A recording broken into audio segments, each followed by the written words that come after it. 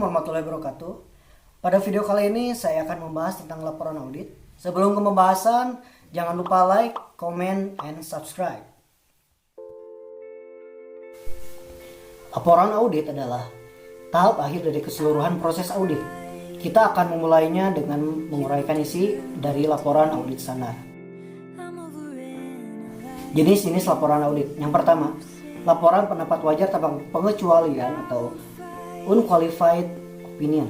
Yang kedua, laporan pendapat wajar tanpa pengecualian dengan bahasa penjelasan atau unqualified opinion with explanatory language. Yang ketiga, laporan pendapat wajar dengan pengecualian atau qualified opinion.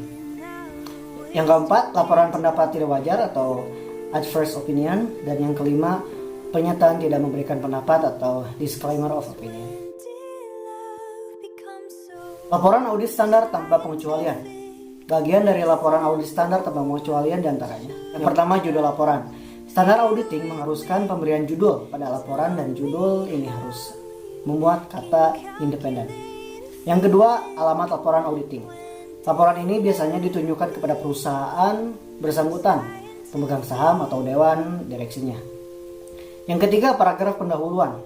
Paragraf pertama dari laporan ini ditunjukkan untuk tiga hal. Pertama, paragraf ini merupakan pernyataan sederhana bahwa kantor akuntan publik bersangkutan telah melaksanakan suatu audit. Kedua, paragraf itu mencantumkan laporan keuangan yang diperiksa, termasuk tanggal neraca dan periode-periode akuntansi untuk laporan laba rugi dan laporan arus kas. Ketiga, paragraf pendahuluan yang menyatakan bahwa laporan keuangan tersebut merupakan tanggung jawab manajemen dan bahwa tanggung jawab auditor adalah sebatas pada pendapat atas laporan yang diperiksa. Yang keempat, paragraf ruang lingkup.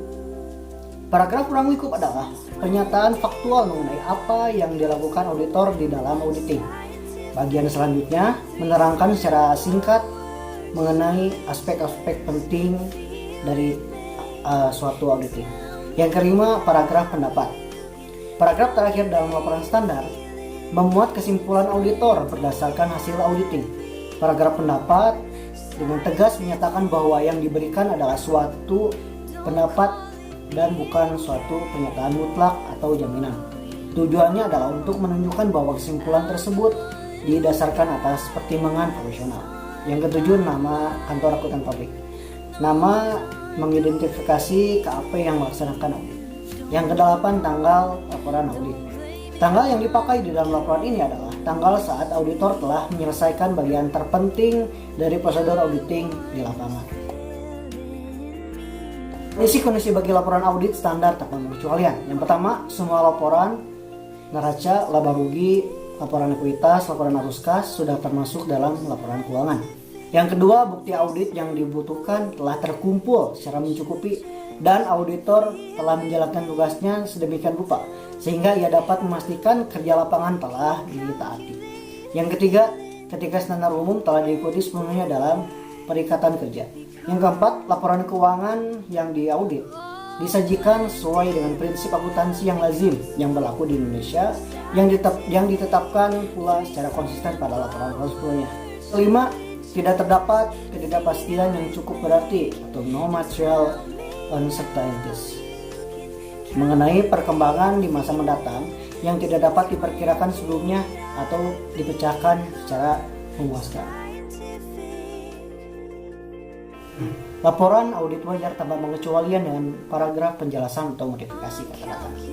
Laporan audit wajar tanpa pengecualian dengan paragraf penjelasan sesuai dengan kriteria audit yang lengkap dengan hasil yang memuaskan dan laporan keuangan yang disajikan secara wajar. Berikut ini adalah penyebab paling penting dari penambahan paragraf penjelasan atau modifikasi kata-kata pada laporan wajar tanpa pengecualian standar. Yang pertama, tidak adanya aplikasi yang konsisten dari prinsip-prinsip akuntansi yang berlaku umum. Yang kedua, keraguan yang substansial mengenai going concern. Yang ketiga, auditor setuju dengan penyimpangan dari prinsip akuntansi yang dirumuskan. Yang keempat, penekanan pada suatu hal atau masalah. Dan yang kelima, laporan yang melibatkan auditor lain.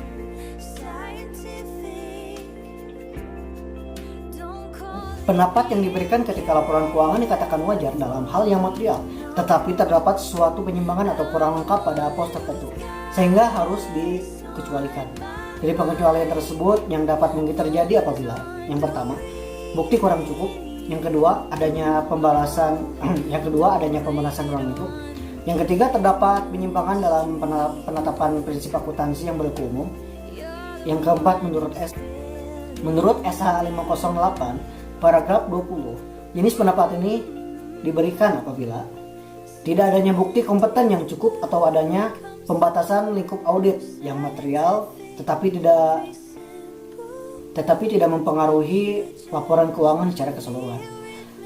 Dan yang kelima, auditor yakin bahwa laporan keuangan berisi penyimpangan dari prinsip akuntansi yang berlaku umum yang berdampak material tetapi tidak mempengaruhi laporan keuangan secara keseluruhan.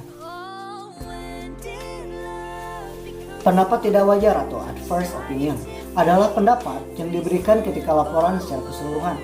Ini dapat terjadi apabila auditor harus memberi tambahan paragraf untuk menjelaskan ketidakwajaran atas laporan keuangan, disertai dengan dampak dan akibat ketidakwajaran tersebut pada laporan auditnya. Tidak memberikan pendapat atau disclaimer of opinion adalah pendapat yang diberikan ketika ruang lingkup pemeriksaan yang dibatasi, sehingga auditor tidak melaksanakan pemeriksaan sesuai dengan standar auditing yang diterapkan oleh IAI.